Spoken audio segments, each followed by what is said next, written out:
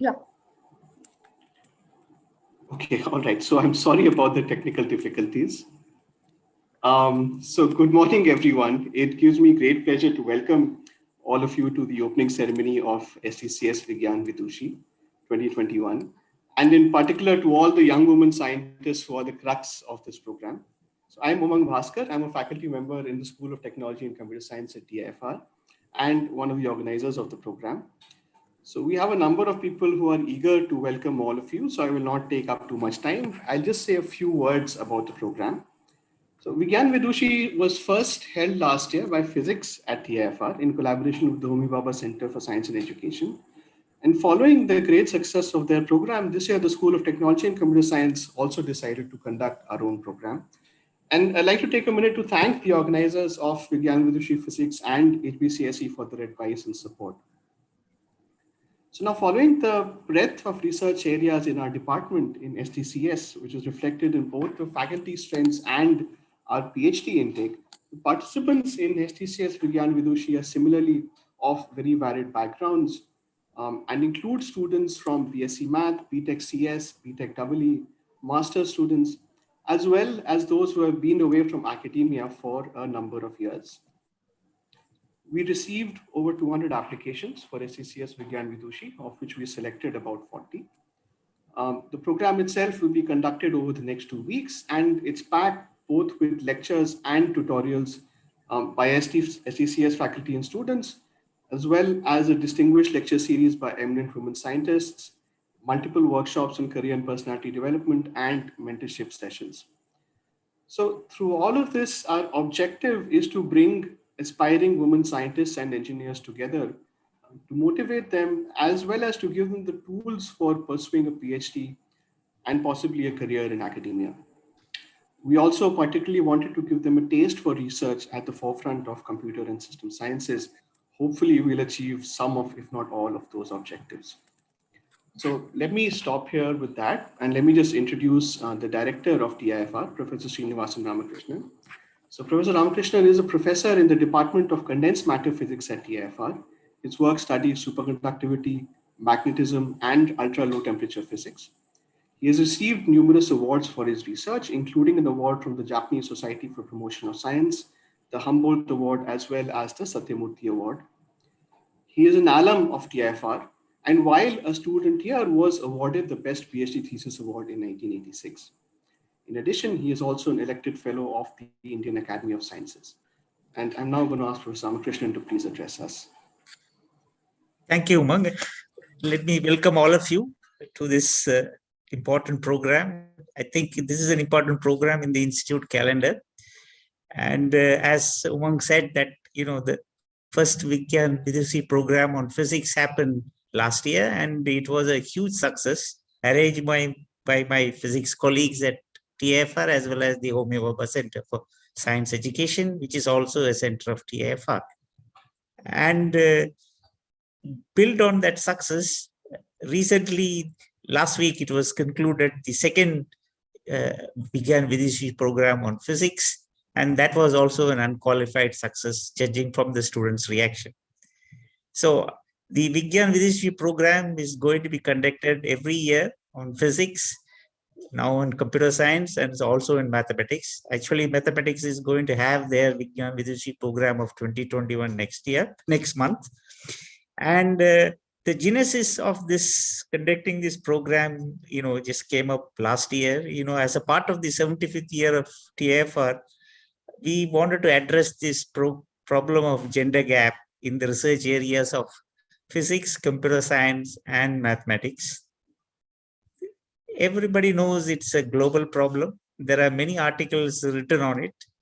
The important conclusion of these articles is that this gender gap is not going to be, get over in this next few years. It is going to be there for generations unless an intervention is made.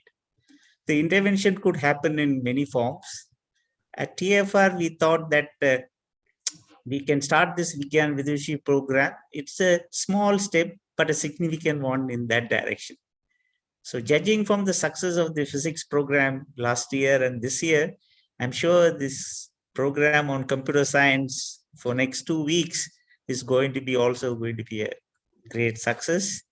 And also the success of the program not only depends on the organizers who have taken a lot of pains to arrange this, also on the students. I'm sure you're going to enjoy, and this is going to be a great success as well.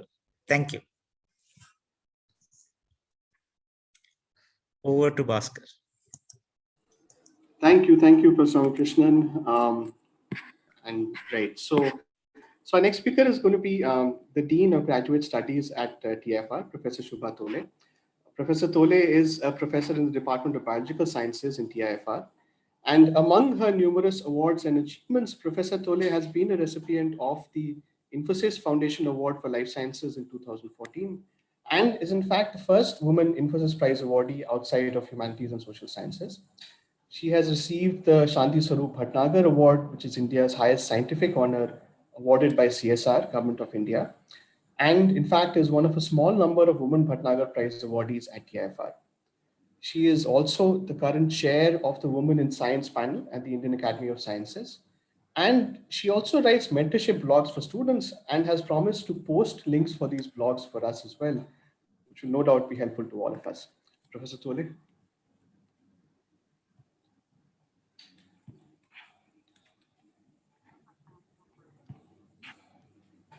Thank you. Thank you for inviting me to speak here. And I'm delighted that STCS has started this Vigyan Vidushi program. I'm particularly delighted to meet a group of students I, as a biologist, would normally not ever perhaps see because our subjects are all in silos and people, have to be encouraged to talk across subjects.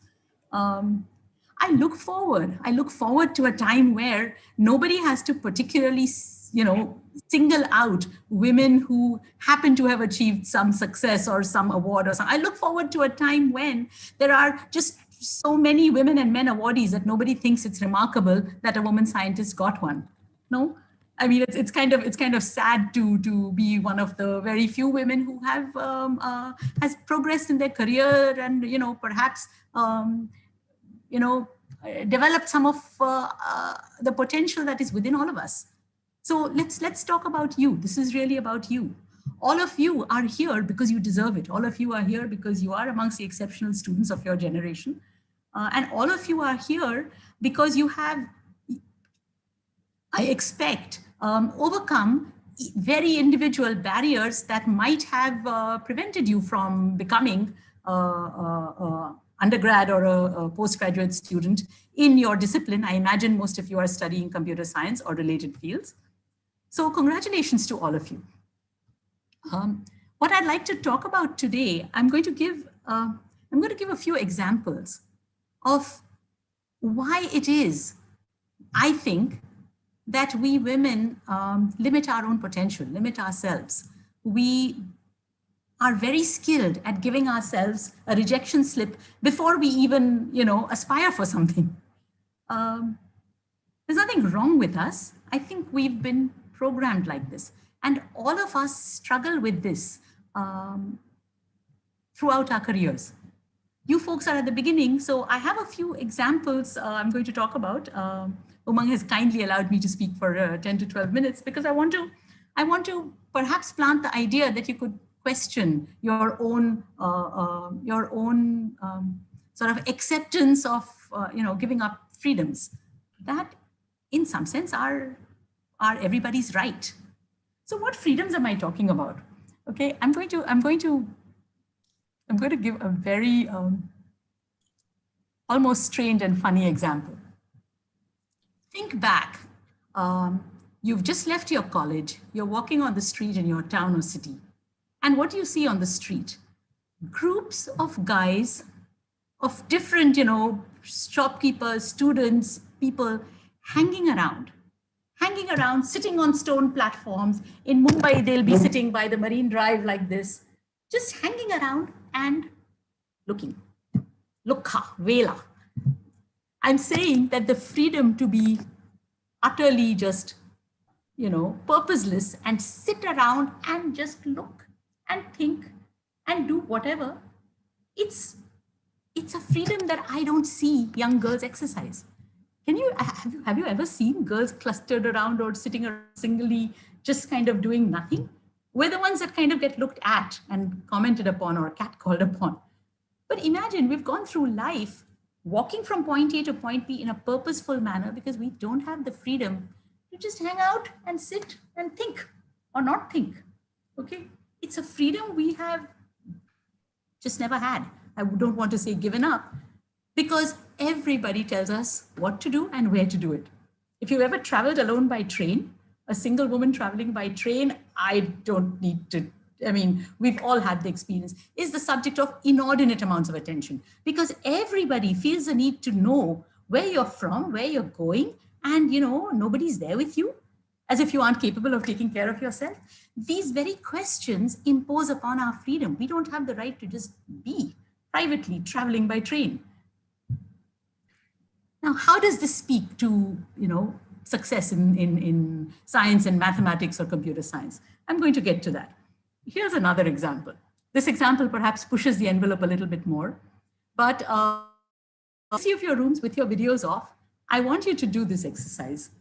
I want you to imagine you're in a garden and, there's lovely nature around and you're just sitting and enjoying life. Okay, that. I'd like for all of you to sit like that. Just imagine the sky and the birds and the flowers and everything. And then somebody walks by your bench.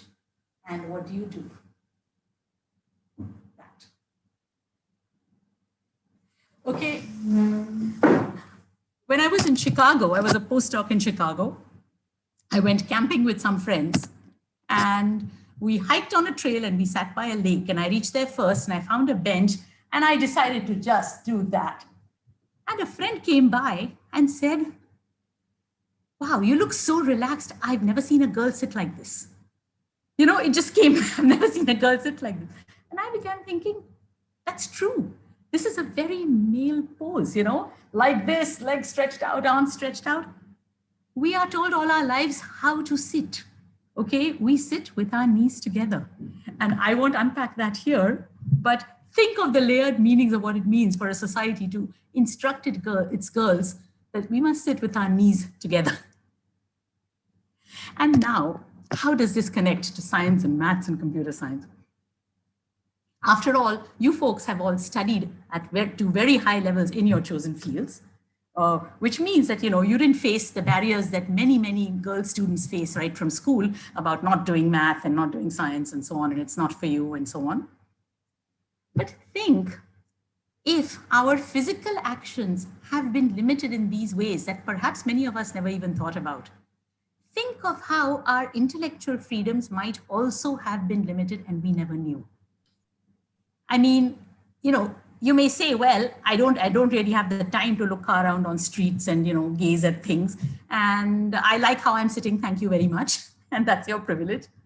But, a bird flapping about in a very roomy, very airy cage may never know that it is in one. And yet you have to wonder, if the bars were not there, what flight path might that bird take? And might its wings not become stronger? So that's the metaphor. Okay, the physical freedoms we have just, had taken away from us and that we never claimed back are a metaphor for other freedoms that we don't know we're compromising. And here I'll come to my third example, which isn't a metaphor, but in fact, it is sort of directly the elephant in the room almost in a women in science discussion. And possibly I may be the only one in the audience directly qualified to talk about it. The whole deal with marriage and children. It's only for women professionals that these things are even things that impinge upon every discussion anybody has with us. Nobody ever cares if a guy gets married or not. They may not, it's their business. But it is not so for women. And it's not just our parents, it's our, auntie next door and the, neighbors 3 houses down and anybody you might meet at festivals. We'll all be extremely interested in this very private, personal business of whether you decide to get married. And God help us if we decide that we don't wish to be married and that we don't wish to have children. We're fine this way, thank you very much. This is something that men can do very easily. But if you're one of the women who decides that this is, how you want to live your life, all power and strength to you, because you're going to be fighting battles with every busybody in existence, impinging upon your freedom to make a very personal decision. And then if you're a woman who, at some point decides, all right, I'll find a partner and so on, every busybody in the world that you meet is going to tell you something as if you've forgotten. It's as if the world thinks that we don't know we have biological clocks. Because people will remind you or remind your parents or remind your well-wishers every passing moment that, isn't it time for you to have babies? I mean, dear God, here you're a professional woman, I was doing my PhD. I went to Caltech. I met my partner there, married. And yet when I'd come home, people wouldn't ask me, hey, so what's it like? Hey, congrats, you got a PhD. Now when are you going to have babies? I mean, whose business is it, for God's sake, right? As if we're not intensely aware of our own plans and what we need to do in life. For the record, my husband and I, I spent 11 years in the US and he's 16. We did the combined job search. We returned to India. Both of us are faculty at TIFR. I started my faculty position at the age of 31. I have 2 children whom I had at the age of 35 and 38. They are now 15 and 19 years old. And this is just my story. Okay, there is no one size fits all in this. There are fantastically successful women who had kids early or who didn't have kids or whatever. The point is, the whole world opines on these decisions. And now tell me, these continuous erosions on our freedoms, do you not think they might affect our how far we aim to achieve our potential? Do you not think that they might make us insidiously compromise our own ambitions because everybody around us is telling us what to do and telling us what we can't do? So I'd like to close saying that in Vigyan Vidushi, you're going to get outstanding lectures in your fields of interest, in computer science, in machine learning, some of the fantastic topics I've seen. And of course, that's going to enrich you. But also, do look out for people's stories. Do look out for times in their life when they have claimed the freedoms that they needed to achieve what they wanted, or to at least try. Do look out for the paths various people have taken. You will have mentors, you will have special lectures somewhere, and you will have your peers. Okay, so amongst the stories that you all exchange, you will be a networked group of people. Some of you have had shared experiences, some of you opposite experiences, some of you did opposite things in response to the same constraint.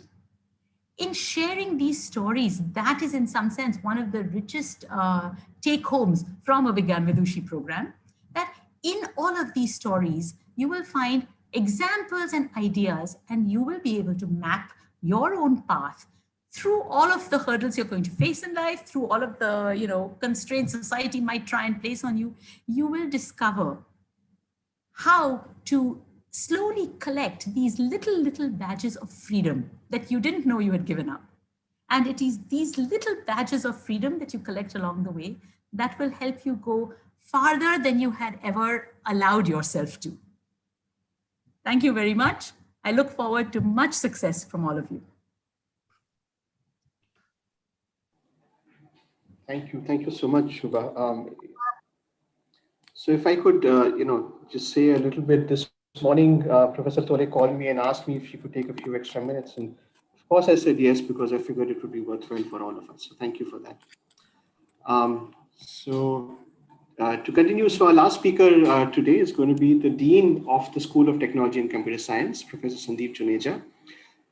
Prior to being a faculty member at STCS in TIFR, he was a faculty member in mechanical engineering at IIT Delhi.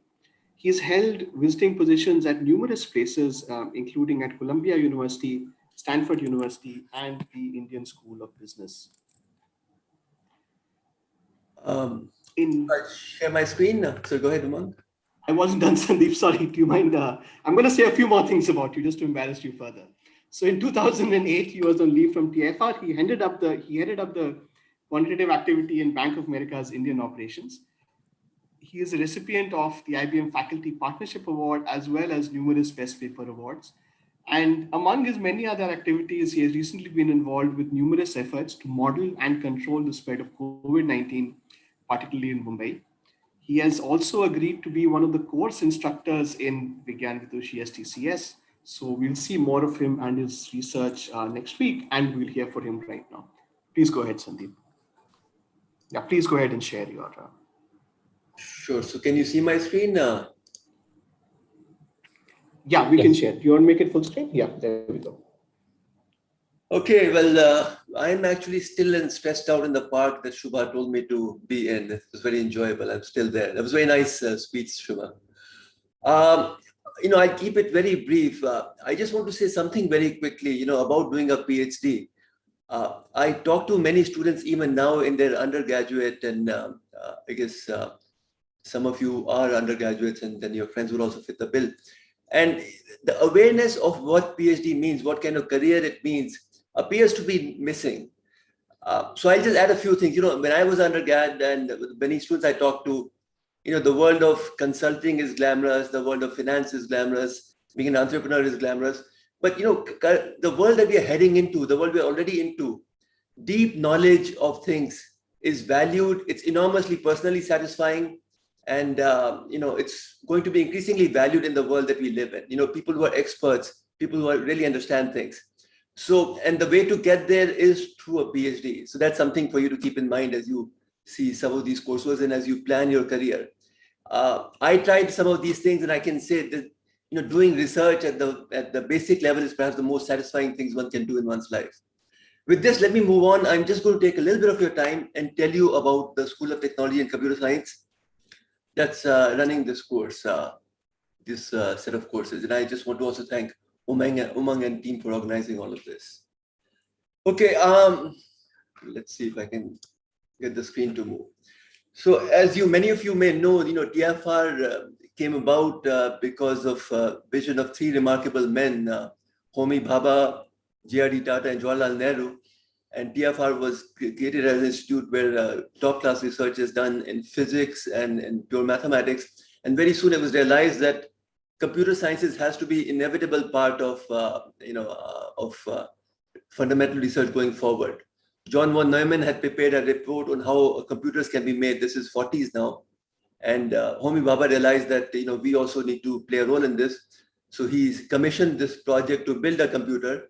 India was, India built this TFR built this first digital computer for India. This was early 1960s. It was pretty much top of the line. It was almost as good as what was there in the rest of the world. So this is, you see Jawaharlal Nehru actually christening TIFRAC. That's the name of the computer. Now, since then, computer science activity in TFR has been massive. We spawned the software industry. Software teaching was done. TFR was the primary source nationally for education in software, and many institutes in software development came out from India. I won't give you too much details, but just to add that around mid 80s, some of these software companies were taken off. They had a life of their own, so they moved away from TFR, and TFR, computer science activity, in consonance with the rest of TFR, focus more on conceptual fundamental aspects. So that was since mid-90s. In 1998, our School of Technology and Computer Science was formed. And currently we have, so let me just show you this picture. I'll end with this, but I'll give you a big picture here that we have about 16 members, and one more will be joining us in a month or two. We have 6 adjunct associate faculty, 3 postdoctoral fellows, 22 PhD students, and 2 scientific officers. Our activities are shown in these boxes. So we have faculty who engage in these different activities. These boxes are difficult to construct, or at least it's difficult to box people into these boxes, because there's a lot of interaction across different disciplines within our group. And that's a trend of future of research all over the world. And we are doing very well here in India by having a lot of these collaborations, a lot of these I guess, broader perspective on tools and techniques needed in one school of technology and computer science in TFR. So let me just very quickly say that, algorithms is a major area of research for us. It's all about kind of figuring out how to solve a difficult problem, what step-by-step procedure to follow in a mathematically rigorous manner, and how to best do it. Our other group, complexity theory, is also a very large group here, which is about hardness of problems. All possible algorithms have to spend so much of effort. The problems you've probably heard of, P not equal to NP, difficult problems which can be verified quickly, can they also be solved quickly? You're given a solution, you can verify it's the correct solution or not. That's easy, but can you actually solve the problem quickly? Now, these are big conjectures, still open problems worldwide. So, we have people who think about these things here. Formal methods is about software writing, in a mathematically rigorous manner. You formally verify that the software that's been written has been written correctly. You have a whole theory of what that means. So we have a group working in that area as well. Information and communication theory. So I don't know how many of you know this, but it goes back to Shannon's key ideas that, you want to transfer information from point A to point B. You're going to throw information in the air, and it's going to be noisy. There's some, there's a chance that it'll get corrupted with error. So how do you kind of space out information in such a manner that the chance of getting corrupted is very low, and how to do that in the fastest possible way? So once you start with that idea, the whole theory of information and communications come about, and we have a very active group in that as well. Also in this group, we have a lot of activity on quantum computation. Professor Ramakrishnan will talk about that in the next lecture, and in quantum information theory. So, a lot of, as all of these groups are basically focusing on the conceptual aspects of their respective areas of interest. Another group we have is applied probability and learning theory. So this is where we look at, so probability is used everywhere, whether it's physics, in biology, in modeling COVID, in the world of finance. It's that's the way you deal with uncertainty in the world we are living with. How do you tackle it? You kind of build a model of uncertainty. So we have a lot of activity on variety of aspects of probability. It's also an important field in machine learning. So we have activity in the theory that goes behind machine learning. So that's an emerging area of interest as well. With this, let me end right now. You have a busy, long day ahead of you. So I welcome you all to this program. I hope we put up a good set of courses for you. I hope you gain from them, and I sure look forward to teaching you in the next week. Thank you so much. Over to you, Umang. Thank you so much, Sandeep. Thank you so much to all of the speakers in the session, as well as the participants and other attendees. So without further ado, as Sandeep said, you have a busy day ahead of you. So we'll jump straight into the technical session after this. Thank you again. We'll close this session now, and we'll meet with the quantum computation lectures. Thank you, everybody. Sreena, you can close the stream as well as the